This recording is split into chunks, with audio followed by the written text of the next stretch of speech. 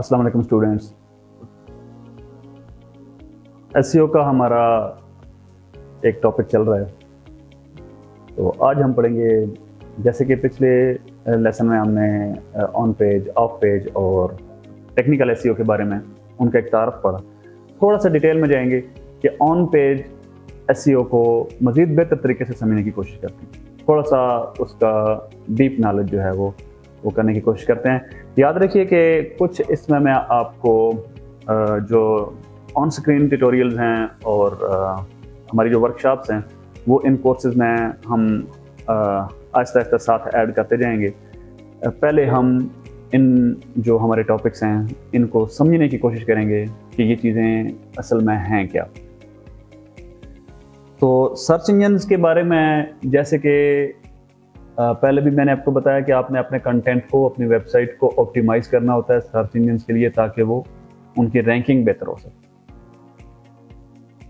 और उसके लिए जो हमारे जो स्टेप्स होते हैं, हम क्या क्या कर रहे होते हैं, ऑन पेज के ऊपर काम कर रहे होते हैं, ऑफ पेज और टेक्निकल एसईओ को देखते हैं। ऑन पेज में क्या होता है कि सबसे पहला जो काम है वो कीवर्ड रिसर्च का है। बहुत बड़ा टॉपिक है, इसके ऊपर हम घंटों अगर बात करें तो बात ख़त्म नहीं होती। आपको आसान तरीके से समझाऊंगा कि कीवर्ड रिसर्च है क्या, भला किस चीज़ का नाम है ये। देखें, मैं आपको बहुत ही आसान तरीके से समझाने की कोशिश करता हूँ कि आपका ब्रांड है एक, समझ लें कि आपकी प्रोडक्ट है हिमालयन साल्ट लैंप्स। ये मेरे सामने रॉक साल्ट लैंप पड़ा हुआ है। हम चाहते हैं कि हम इस प्रोडक्ट को, या इस जो पिंक साल्ट से रिलेटेड बाकी प्रोडक्ट्स हैं, इनको हम इनकी अवेयरनेस स्प्रेड करें इंटरनेट के ऊपर, और बाद में जब लोगों को हम अपने ऑनलाइन प्लेटफॉर्म्स के ऊपर इकट्ठा कर लें तो फिर उनको ये प्रोडक्ट्स हम बेचने के काबिल हों। तो उसके लिए हमें क्या करना पड़ेगा? कीवर्ड रिसर्च का टॉपिक है। तो देखें कि पहले तो हम देखेंगे कि ये जो पूरा एक डोमेन है, इसके अंदर क्या कुछ आता है। ये एक पूरी बिजनेस नीच है। इसके अंदर हिमालयन साल्ट लैंप्स हैं, इसके अंदर हमारा ईडेबल साल्ट है जो हम खाते हैं, इसके अंदर मुख्तलिफ किस्म की शेप्स बनी होती हैं जो इसके साल्ट क्राफ्ट्स हैं, इसके अंदर अल्फ़ाबेट्स के जो कुछ हैं, अल्फ़ाबेट्स जो करैक्टर्स हैं वो आ जाते हैं। इसके अलावा इसमें काउंटलेस प्रोडक्ट्स हैं जो साल्ट की बनती हैं। तो हमने क्या करना है कि कीवर्ड रिसर्च इस तरह से करनी है कि पहले तो हमने ये देखना है कि इंटरनेट के ऊपर जो लोग इन चीज़ों को ढूंढने की कोशिश कर रहे हैं वो कौन सी टर्म्स लिखते हैं। ये कहाँ से पता चलेगा? इसके लिए इंतहाई आसान और जो फ्री मेथड है वो गूगल ने खुद ही अपना एक टूल दिया हुआ है जिसको हम गूगल कीवर्ड प्लानर का नाम देते हैं। ये जब आप गूगल एड्स का अकाउंट बनाते हैं तो आपको फ्रीली अवेलेबल होता है कि जिसके अंदर आप बैठ के ये कीवर्ड रिसर्च का सारा काम कर सकते हैं। वहाँ से आप देखते हैं कि आप कोई स्पेसिफिक आप लिखते हैं कि हिमालयन साल्ट लैंप्स, और उससे कीवर्ड सजेशंस मांगेंगे। तो फिर वो जो लोग इसके बारे में लिख रहे होते हैं, सर्च कर रहे होते हैं, उस सर्च की बेस के ऊपर आपको सजेशंस देगा गूगल खुद ही। Thanks to automation and artificial intelligence के, जिसकी वजह से ये मुमकिन हो गया है कि गूगल के पास जो पहले से जो प्री सर्च इसके ऊपर हुई है ऑलरेडी वो लोग कर रहे हैं, वो हमें आजकल जो है वो ज़्यादा काम करना ही नहीं पड़ता।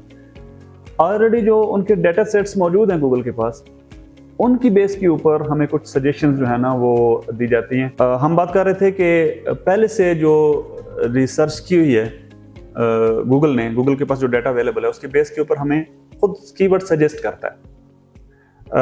हमारा जो कस्टमर है, हमारा कंज्यूमर है, इंटरनेट के ऊपर बैठा हुआ ऐसा बंदा जो इन साल्ट की प्रोडक्ट्स में दिलचस्पी रखता है, तो वो लिख रहा होगा हिमालयन साल्ट लैंप्स। तो अभी ज़रूरी नहीं कि सारे लोग जो हैं वो हिमालयन साल्ट लैंप ही लिखें। कोई पिंक साल्ट लैंप लिख रहा होगा, कोई साल्ट लैंप लिख रहा होगा, कोई रॉक साल्ट लैंप लिख रहा होगा। तो वो सारे सजेशंस आपको गूगल इकट्ठे करके देगा बेस्ड ऑन जो सर्च जो है ना वो हो रही है गूगल के ऊपर ऑलरेडी। लाखों लोग जो हैं वो इंटरनेट के ऊपर बैठ के चीज़ें ढूंढ रहे होते हैं, तो हमें उस सर्च की बेस के ऊपर वो कीवर्ड सजेशंस दे देगा। और फिर जब हम कोई कीवर्ड लिखते हैं तो उसका जो कीवर्ड प्लानर होता है वो ये भी बताता है कि ये जो कीवर्ड है इसका सर्च वॉल्यूम इतना है, यानी पहले से ये इतने लोग जो है ना वो इस कीवर्ड को लिख के तो सर्च कर रहे हैं। और फिर रेलेवेंट कीवर्ड्स हैं वो आपके पास आ जाएंगे, इस कीवर्ड का इतना वॉल्यूम है, इसका इतना है, इसका इतना है, इसका इतना। फिर इसमें काफ़ी सारी चीज़ें और भी होती हैं कि इसका सर्च वॉल्यूम तो ये है, इसका कंपटीशन कितना है, यानी एक इस कीवर्ड का जो है ना वो सिर्फ किसी एक ही इसका जो है वो इसका मुकाबला किसी एक ही वेंडर के साथ है, या काफ़ी सारी चीज़ें जो है ना वो इसके साथ जो है वो कर रही हैं, वो मिक्सअप हो रही हैं। तो कंपटीशन देखा जाता है और कीवर्ड्स का जो वॉल्यूम है वो देखा जाता है। और भी काफ़ी सारी इसमें चीज़ें हैं जो इसको फिर हम आगे चल के फिर डिवाइड करेंगे कि ये कंपटीशन क्या होता है, इसके ऊपर बात करेंगे। सर्च वॉल्यूम क्या होता है, इसके ऊपर अगेन बात करेंगे, ये ताकि इस कीवर्ड रिसर्च के टॉपिक को हम नज़दीक से जो है ना वो समझ सकें। इसमें जो इससे जो चीज़ें हैं जो इससे रेलेवेंट हैं वो ये हैं कि हमें जानना क्या होता है। इसमें एक टर्म हम इस्तेमाल करते हैं इंटेंट, कि कस्टमर इंटेंट क्या है जी, कंज्यूमर इंटेंट क्या है, लोग क्या सर्च कर रहे हैं। मैं आमतौर पे स्टूडेंट्स को कहता हूं कि एक जो एसईओ एक्सपर्ट होता है ना वो एक नजूमी की तरह होता है। उसको पहले से ही पता होता है, जब वो अपनी रिसर्च करता है ना तो उसको पता होता है कि ये जो कीवर्ड्स हैं ना ये मैं यूज़ करूंगा तो मुझे ट्रैफिक मिलेगी, क्योंकि इस कीवर्ड को इतने ज़्यादा लोग सर्च कर रहे हैं। और ये कीवर्ड जो है इसकी एक मुनाफले भी बन सकती है कि ये मेरा जो कंटेंट है ये सिर्फ उससे ही मुतल्का है और इसमें कंपटीशन भी कोई नहीं है। तो वो एक समझ लें कि एक हिडन चीज़ है जो एसईओ एक्सपर्ट जो है वो निकाल के ले आता है। और फिर हम क्या करते हैं, कीवर्ड्स तो हमने निकाल लिए, 10, 20, 40, 50 कीवर्ड रिसर्च कर लिया हमने। इस प्रोडक्ट के बारे में जो कीवर्ड थे ना उसको हमने निकाल लिया, एक हमने अच्छी खासी कलेक्शन कीवर्ड की रख ली। फिर उस कीवर्ड का करना क्या है भाई, अब हमने उसको ऑप्टिमाइज इस तरह से करना है कि इस प्रोडक्ट के बारे में हमने लिखना इस तरह है कि वो इजी टू अंडरस्टैंड हो, और वो कंटेंट, इसको हम कहते हैं कंटेंट ऑप्टिमाइजेशन। और वो कंटेंट जो है वो एंगेजिंग भी हो, उस कंटेंट में दिलचस्पी हो लोगों की, लोग जो है वो उसमें एंगेज हो जाएं। जैसे उसको पढ़े ना तो उस कीवर्ड के उस पैराग्राफ के ऊपर लोग जो है वो इस तरह से करके उसके ऊपर फोकस करें, यानी कम से कम आपके पेज के ऊपर 2-4 मिनट ऑडियंस जो है वो एंगेज रहेगी। तो इसका मतलब ये होता है कि आपकी इस कंटेंट में दिलचस्पी ली जा रही है और इवन आपकी प्रोडक्ट में दिलचस्पी ली जा रही है, और ये चीज़ जो है आगे चल के आपकी कन्वर्जेंस का और सेल्स का सबब बनती है। इसमें एक और जो ज़रूरी चीज़ है कि जब हम इसको कंटेंट को लिखते हैं, यानी हमने एक पैराग्राफ लिखा, उसमें पहली चीज़ हमने क्या करनी है कि वो जो कीवर्ड हमने निकाले हैं उन कीवर्ड्स को उस पैराग्राफ में शामिल करना है। जो हमारी टेक्स्ट होगी ना उसमें हम शामिल करेंगे।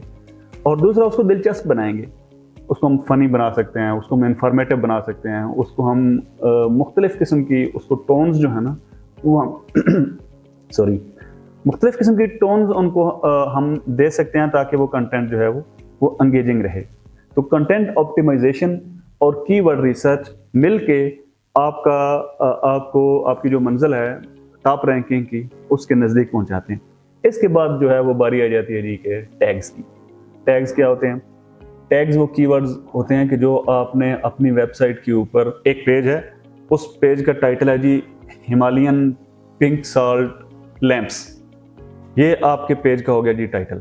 इसको हम कहेंगे जी ये टाइटल टैग है। तो गूगल सर्च इंजन जो है ना जो सबसे पहले आपका टैग पढ़ता है, तो उसके एल्गोरिथम को समझ आएगी अच्छा ठीक है, ओके, ये जो पेज है it's all about pink salt lamps.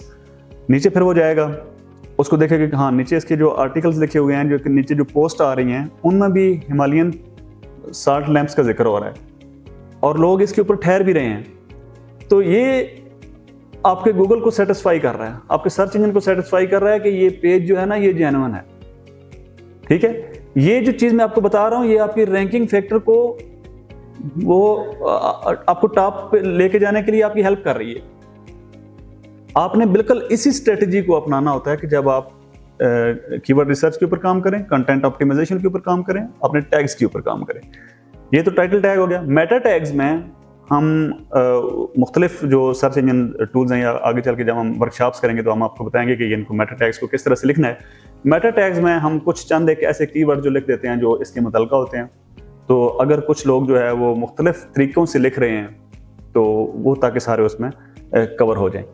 इसके बाद हमारा जो कंटेंट का जो हेडिंग्स होते हैं ना वो भी बहुत ज़रूरी हैं कि H1 हेडिंग जो है वो ऑलवेज हमारी वेबसाइट का, हमारे पेज का पहला हेडिंग होता है। ये गूगल को बताता है कि ये तो हेडिंग है जी, उसमें आपने इसका नाम लिख दिया।